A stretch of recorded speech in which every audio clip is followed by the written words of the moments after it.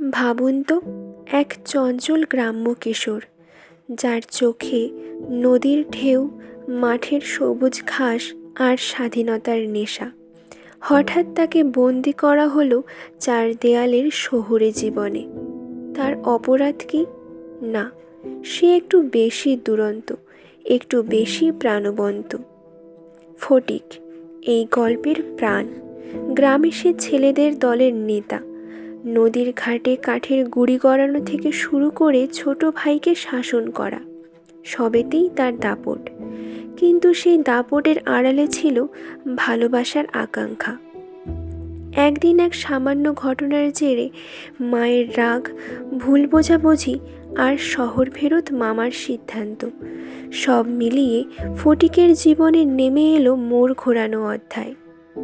মামা তাকে কলকাতায় নিয়ে যাবেন পড়াশোনা শেখাতে। মাও যেন স্বস্তি পেলেন।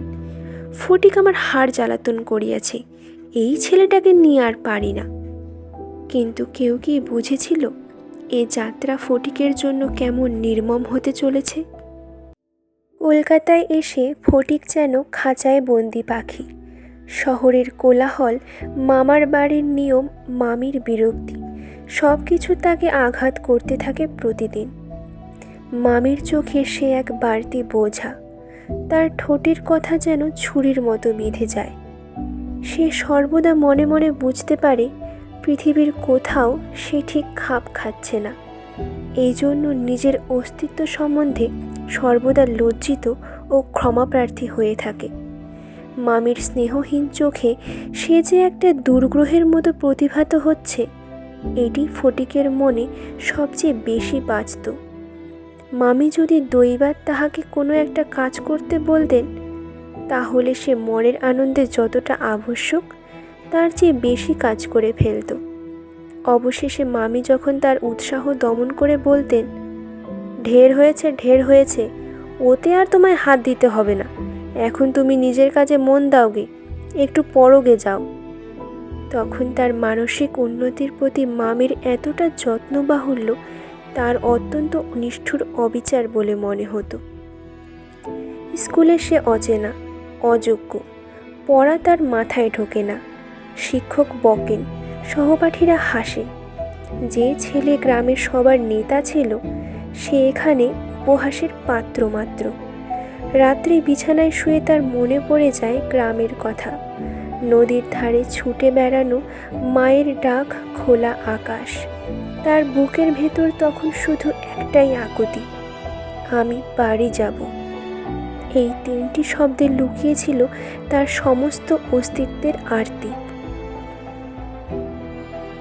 একদিন অনেক প্রতিজ্ঞা করে অনেক সাহসে মামাকে জিজ্ঞাসা করেছিল, মামা, মার কাছে যাব। মামা বলেছিলেন, স্কুলের ছুটি হোক। কার্তিক মাসে পূজার ছুটি, সে এখনো ঢের দেরি। একদিন ফটিক তার স্কুলের বই হারিয়ে ফেলল। একে তো সহজেই পড়া তৈরি হয় না, তার উপর বই হারিয়ে একেবারে নাচার হয়ে পড়ল। মাস্টার প্রতিদিন তাকে অত্যন্ত মারধর অপমান করতে আরম্ভ করলেন। স্কুলে তার এমন অবস্থা হলো যে তার মামাতো ভাইরা তার সঙ্গে সম্বন্ধ স্বীকার করতে লজ্জা বোধ করত। এর কোনো অপমানে তারা অন্যান্য বালকের চেয়েও যেন বলপূর্বক বেশি করে আমোদ প্রকাশ করত।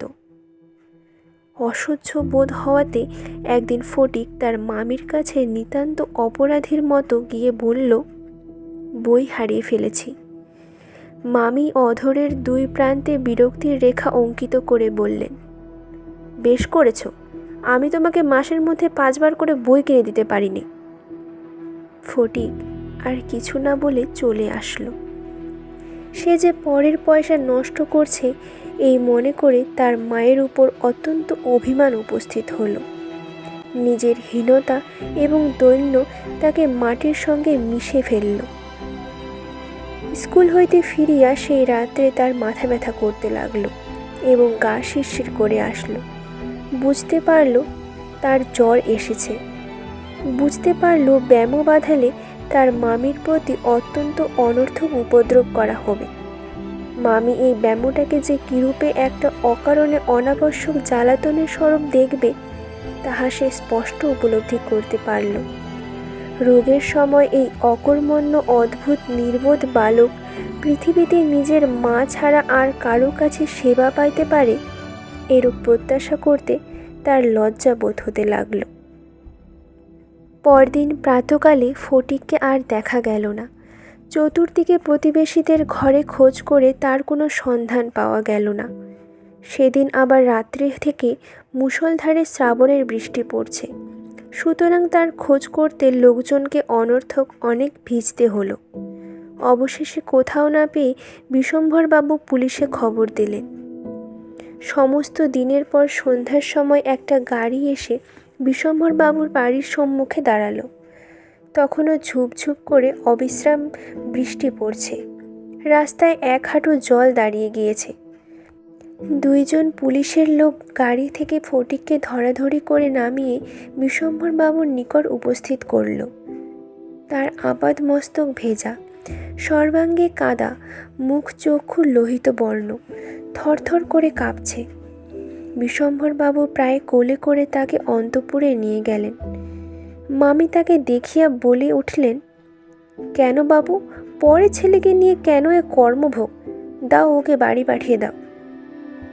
ফটিক তার রক্তবর্ণ চক্ষু একবার উন্মিলিত করে কড়িকাঠের দিকে হতবুদ্ধিভাবে তাকিয়ে বলল, মামা, আমার ছুটি হয়েছে কি? এই ছুটি আর স্কুলের ছুটি নয়, জীবনের সমস্ত দুঃখ থেকে মুক্তির ছুটি। মামা তখন অনুতপ্ত। মায়ের কাছে খবর পাঠানো হয়। মা ছুটে আসেন, ছেলের শিয়রে বসে কাঁদতে থাকেন, ফটিক, আমি এসেছি বাবা। কিন্তু ততক্ষণে দেরি হয়ে গেছে।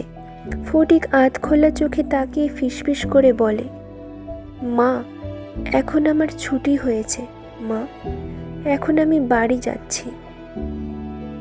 এই একটি বাক্যে গল্প থেমে যায়, কিন্তু পাঠকের বুকের ভেতর শুরু হয় তুমুল ঝড়। এটি শুধু ফটিকের গল্প নয়, এটি আমাদের প্রত্যেকের কাছে প্রশ্ন। আমরা কি আমাদের আশেপাশের ফটিকদের শুনতে পাই? যে শিশু চঞ্চল, তাকে কি আমরা বোঝার চেষ্টা করি, নাকি তাকে দুষ্টু, অযোগ্য, বোঝা বলে সরিয়ে দিই? ফটিক শেষ পর্যন্ত ছুটি পেয়েছিল, কিন্তু সে ছুটি ছিল চিরবিদায়ের। এই গল্প আমাদের শেখায়, ভালোবাসা না পেলে প্রতিভা মরে যায়, বোঝাপড়া না পেলে শিশুমন ভেঙে যায়, আর অবহেলা শেষ পর্যন্ত জীবন কেড়ে নেয়। ফটিকের সেই করুণ কণ্ঠ আজও যেন বাতাসে ভেসে আসে, আমি বাড়ি যাব। হয়তো সে বাড়ি বলতে শুধু নিজের গ্রামকে বোঝায়নি, সে বোঝাতে চেয়েছিল এমন এক জায়গা যেখানে আছে নিঃশর্ত ভালোবাসা, যেখানে কেউ তাকে বোঝা বলে না, যেখানে তার চঞ্চলতাও গ্রহণযোগ্য। এই গল্প আমাদের বাধ্য করে ভাবতে, আমাদের সন্তানেরা কি সত্যি ছুটি পায়, নাকি আমরা তাদের এমন এক প্রতিযোগিতার দুনিয়ায় ঠেলে দিচ্ছি যেখানে ভালোবাসার সময় নেই।